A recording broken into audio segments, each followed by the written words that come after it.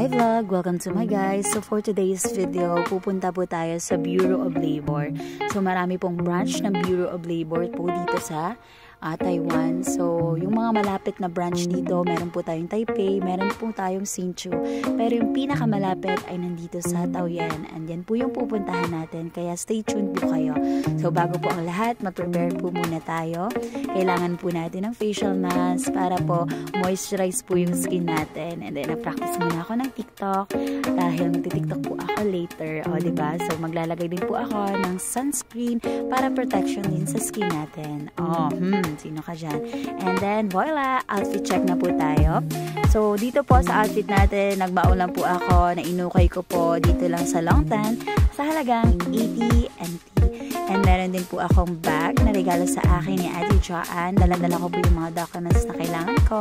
And syempre, dala-dala ko rin po yung aking sunglasses na in-order ko po sa Shein. And diba? So, sino ka dyan?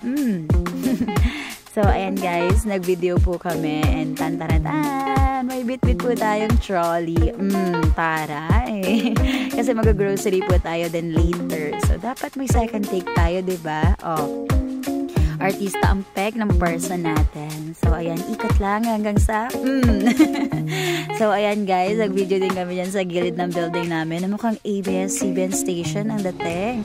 So, ayan, nagrampa din kami. Mga sigay yarn. Sumakay na din po kami ng bus.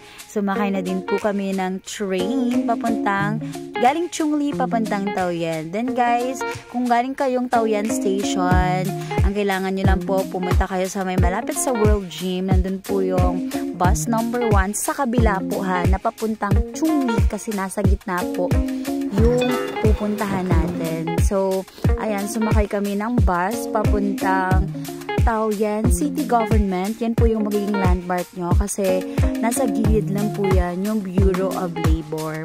So, wag po kayong magkakamali. Ayan. And then po, wag po kayong mag-alala, gawa ng napaka-friendly po yung mga staff doon. And napakabilis lang po ng processing. Kukuha lang kayo dyan ng number.